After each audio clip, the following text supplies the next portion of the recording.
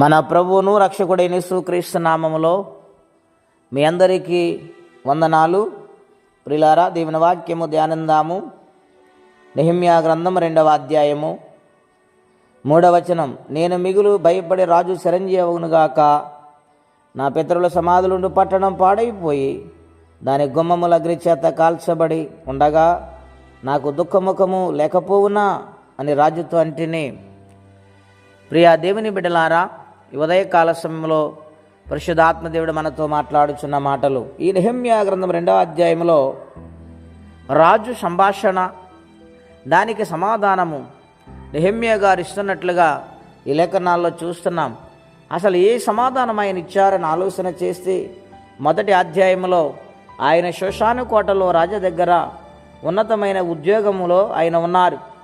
యూదుల్లో కొంతమంది ఆయన కలిసినప్పుడు యెరూషలేము యొక్క విశేషాలు అడిగినప్పుడు వారు ఎంతో బాధతో ఈ విషయాలు చెప్పారు. యెరూషలేము గోడలు కాల్చబడ్డాయి,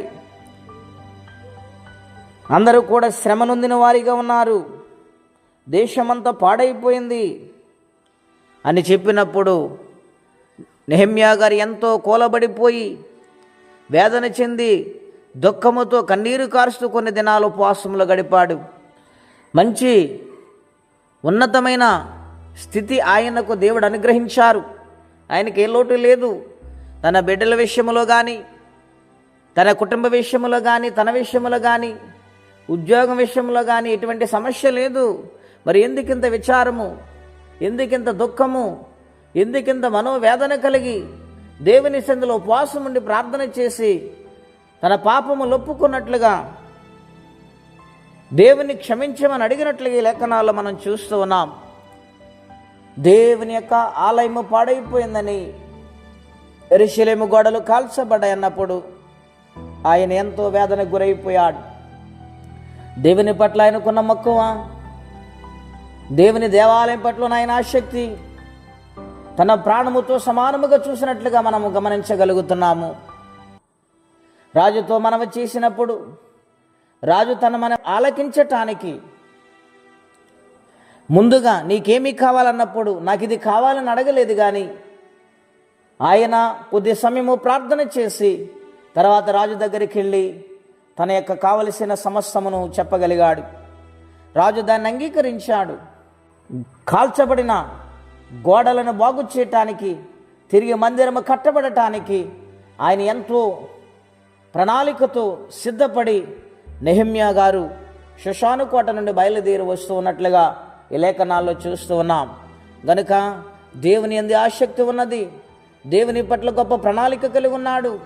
దేవుడంటే ప్రాణము తగిలించాడు గనక నెహెమ్యాను దేవుడు ఆశీర్వదించారు. ఎన్ని కష్టాలు వచ్చినా పని ఆపకుండా దేవుడు ముందుకు నడిపించేశారు, గొప్ప విజయాన్ని సమకూర్చారు. ఈ ఉదయకాల సమయంలో దేవుని యందు అంత ఆసక్తి మనకున్నదా? దేవుని పట్ల అంత ప్రణాళిక మనం కలిగి ఉన్నామా? దేవుని యొక్క ఆలోచనలు మనము కలిగి ఉంటే దేవుడు నిత్యముగా మనల్ని కూడా జ్ఞాపకము చేసుకుని ఆశీర్వదిస్తారు. అటువంటి దేవుని ప్రతి ఒక్కరు పొందుకోవాలని కోరుకుంటూ ఈ మాటలు నేను ముగిస్తున్నాను. ప్రార్థనండి. అత్యంత కృప కలిగిన దేవా, మహోన్నతమైన మీ నామము కొరకై స్తోత్రం చెల్లిస్తూ ఉన్నాము.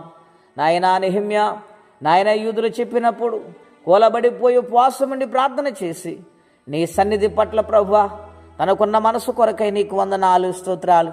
మా జీవితాల్లో నాయన నీ పరిసర్యందు ఆసక్తి కలిగి నీ సన్నిధానంలో నాయన అనేక మందిని సిద్ధపరుస్తూ నాయన నీ మందిరములో ఉన్న నాయన తండ్రి ప్రతి ఒక్క నాయన తండ్రి అవసరతల గురించి మేము ఆలోచించి ప్రార్థించటానికి నాయన నీ సహాయం చేత ఇంకను పని చేయమనిగా మమ్మల్ని మార్చండి.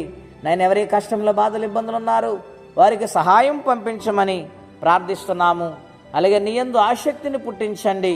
నాయన పరిశుద్ధమైన జీవితం కలిగి నీ కృపల వర్ధిల్లులాగా సహాయం చేయమని యేసుక్రీస్తు నామములో ప్రార్థించి వేడుచున్నాము తండ్రి. ఆమేన్. దేవుడు దీవించునుగాక.